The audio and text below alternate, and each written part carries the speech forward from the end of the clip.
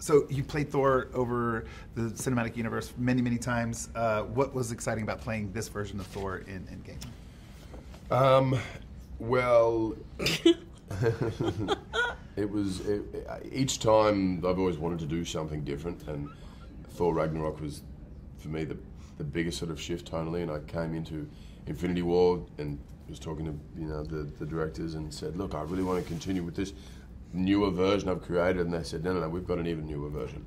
And that was what I really appreciated in Infinity War and in this one again. And I obviously can't tell you about what that is. No, it's some super cool stuff. I can't wait for people to see your stuff. Thanks, man. Good. Good. And Captain Marvel just made her debut and made her mark in the cinematic universe. How was it to be playing with the Avengers? I don't know who I play with. I don't even know what my point is in this movie at all. I might just stop in for a quick sec and then leave. Come on, quit underselling. Don't it was the say highlight that. of your career. You remember, it's the best thing I've ever whatever. done. No, When you meet Highlight Thor, of it's in the your trailer. That's right. Oh, that's in the trailer, of course.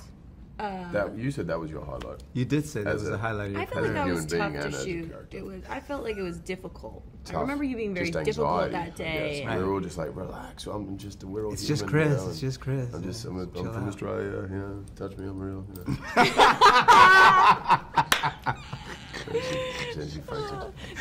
I shot this before Captain Marvel, so this was like, I think of it as the time when I was like getting, all around just trying to get sea legs. Gotcha. And Don, you've been in the Marvel Cinematic Universes for a long time. What is your favorite part about playing War Machine? Oh, why'd you have to say legs? Why'd you do that right before my question? It was like you were trying to tee me up for something. No, this has been a very interesting ride and a lot of fun and a lot of growth that these characters have, and still to be this many movies in and to still be changing and to still have new stuff to do. It's just been really exciting, fun. The Marvel Cinematic Universe is a diverse world. How important is it for you guys to play strong female characters in that? It's honestly, my character has had such an interesting journey because I started out in Iron Man 2 as basically like a glorified secretary who like kicks ass on the side, and then got to really like kind of peel back the layers of and build an actual person. Not just like the sexy secretary sidekick type of played out version of someone. So it really, as the kind of 10 years has passed, it's amazing to see how important it's been for all these different studios to catch up with like what's going on in the real world and what's going on in the zeitgeist and what's important to fans and audience members. And really it's the audience and the fans that have pushed the studios like Marvel to come into this century and and to really show the characters that represent what's going on in this world. And so it's really awesome to feel a part of that. Yeah, I mean, it was really cool. I when I sat down with Ryan and he talked to me about this character Okoye, I mean, what was really exciting to me, I've always been passionate about telling stories from an African female perspective and showing their complexity as well as their strength and their abilities and their capabilities. And so to hear what he had in mind was just really thrilling because it was a character I just knew I had never seen before. The idea that she was the head of an army and the head of the security of this nation, and that the sort of I felt an immediate connection to that in the sense that, having grown up on the continent, like the idea of this sort of nation was really exciting to me, one that had never been colonized, and so the idea of protecting it was something I connected to really quickly, and so it was really cool because I got to the beauty of that, like what Scarlett's saying is we got to really collaborate, myself and the other women that we were creating these characters with Marvel, with Ryan in the course of creating Black Panther, and we really got to collaborate on our mindsets around how these women would address the world and how they would be, complicated and powerful, and they're in a country that allows that unabashedly, brings the women into the fold as full, capable, equal members of whatever part of society they are great at being a part of. So I just loved being able to be a part of that sort of a narrative, and yeah, absolutely, it was about time to see that sort of thing as a whole across every single genre, of storytelling, and so it's really exciting that that's happening so much, with Scarlett's character and of course Brie Larson's character, and you're just seeing it in so many ways throughout things now, and that's really exciting. Well, you guys are both great custodians of your characters. Thank you. In that message. 2 quick questions, one for each of you. Scarlett, you've played Black Widow many, many, many times. What's your favorite part about playing her? I think my favorite part about playing Black Widow is that she's not afraid to be vulnerable. She really, that's one of her strengths, I think, is that she doesn't always know how she's going to do something. She just knows she's going to do it, and she doesn't always feel capable. She's just going to try and do her best, and that's good enough for her as her best. And I think she's someone who is a very fully realized woman, and she's grown and she's learned through her losses, and she's kind of ebbed and flow with the change, and I like that about her. I like that she's okay being broken. She's okay, coming from where she's come from, and she's okay with, having these kind of shades of gray in her past. I think she's really, she's complicated, and she's okay with that. I think that's cool. And third time's a charm. What's the favorite part about playing Okoye? She's very unapologetic, and she's not really trying to please anybody. She really answers to something much deeper. That's really rooted in her foremothers and her forefathers who've created a system that she believes she must maintain.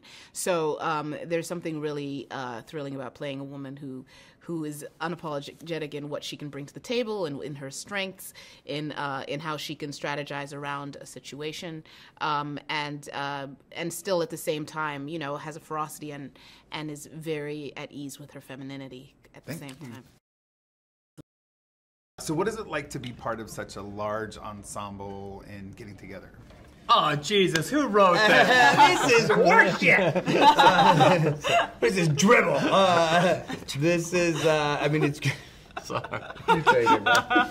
You take it. I don't even know what the question was. Me neither. That's kind of what I mean. What is it like being part of a large ensemble and working on films? Who wrote? I'm sorry. I was doing it again. We did it. All right. Sorry. Well, I will say that it's great coming into it, seeing this whole family just interact with each other.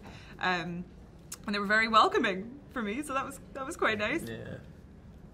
Chris, right. It's unbelievable. Signing up to a movie like this, when you have to make, you have to keep coming back. You don't really know what you're signing up for because you don't know everybody involved yet, and to kind of be dealt this lucky hand of everyone just being just gems is really just an embarrassment of riches. You've been a part of the Marvel Cinematic Universe for a long time, and your fan experience. Do you have a good experience with the fans that you've old, young? Horrible. What's wrong with these? Get a life. No, it's truly been it's been the thing that makes this. This sounds cheesy. That makes this all worth it. When you're making these movies, you have them in mind because you know how much it means to them. Because I know how much movies meant to me when I was younger, especially things that involved trilogies and.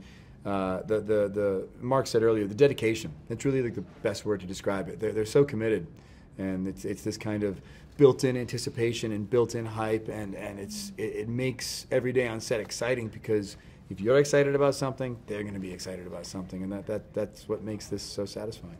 Perfect. You can't walk around feeling bad for very long when someone's runs up to me oh my God! I'm like, man, and then they're like, I thought you were Chris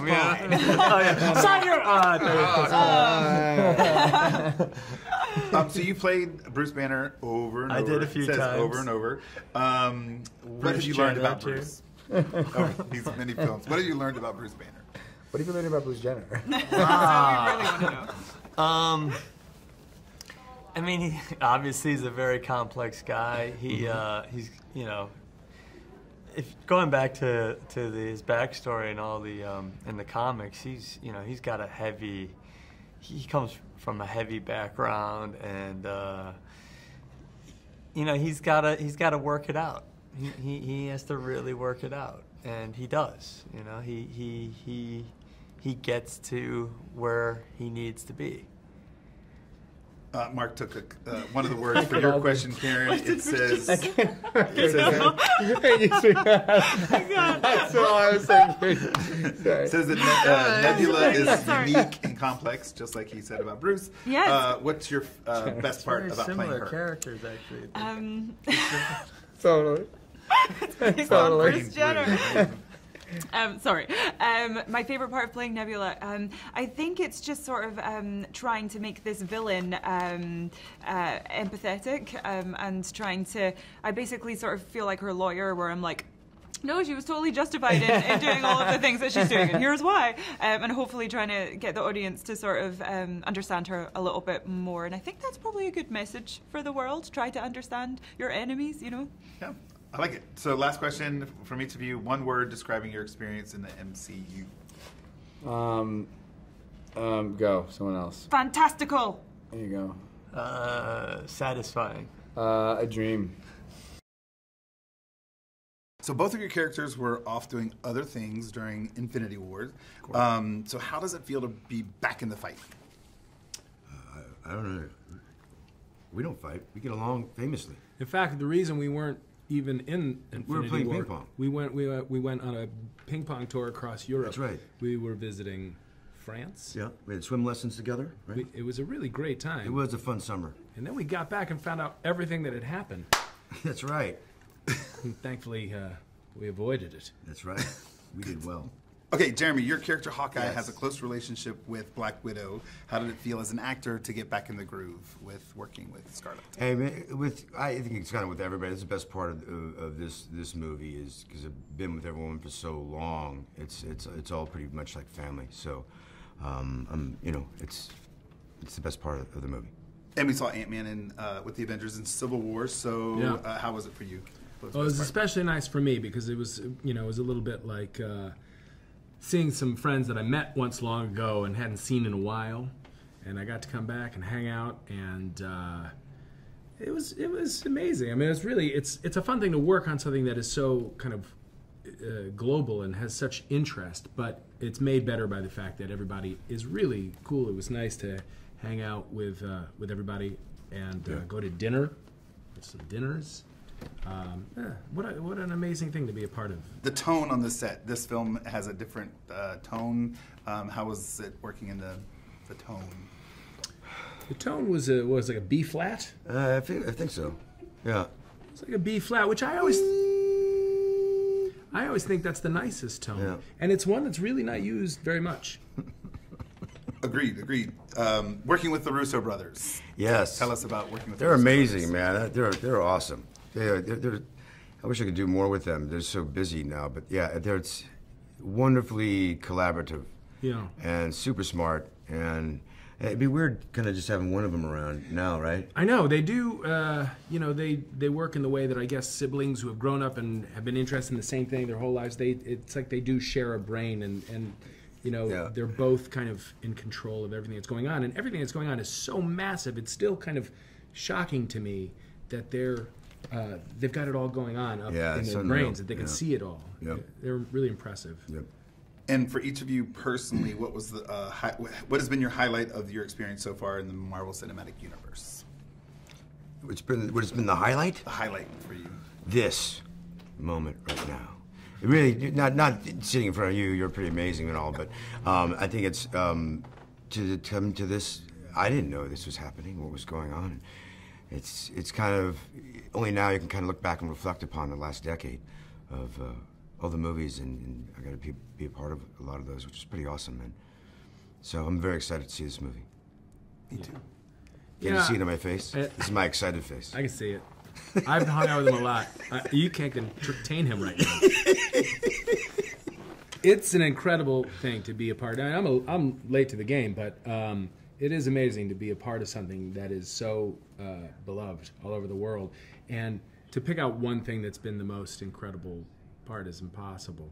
It's pretty great, though, when you get to hang out with some kids and when you see kids react to these characters and these movies, it's a nice reminder of what's the power that it actually has and what's important. So what excited you about taking the reins for Avengers Endgame? Well, we knew it was going to be the conclusion of, probably what is the grandest experiment in movie history, which is the Marvel Cinematic Universe. And, there's people all over the world that are so emotionally connected to these characters, and they've spent so much of their time and their thought and their energy, going on this journey for 11 years, that this felt like a really, really unique opportunity as a storyteller to tell a story wrapping up, 11 different franchises. With that being cinematic history, that 22 films are culminating in this, how did that change your approach to the scope of what the film is? It's interesting. We can't really, because these movies have become so significant to audiences. I mean, that's something we certainly respect, obviously, and we value greatly. But for Joe and I, we can't get lost in that. We have to really just always defer to our own excitement, our own passion, our own fandom, to help us guide us through this process in terms of the choices that we make as filmmakers and the narrative that we design. So for us, we have to kind of block out a lot of the noise around the films and really focus on the story that we've been telling, this sort of thread, especially that we began together on our own work in Captain America: Winter Soldier. How was the tone? How different was the tone on this film, knowing that it's the conclusion of Phase 3, or was it? I mean, we try to make each film different than the last. So this film certainly stands apart from Infinity War, Civil War, Winter Soldier. It's got its own tone, And you've worked obviously with most of the cast previously. How's that? What makes them such a great ensemble? Because there's such a family unit. Well, look, the level of acting talent in the movie is mind-boggling. They're so good at what they do.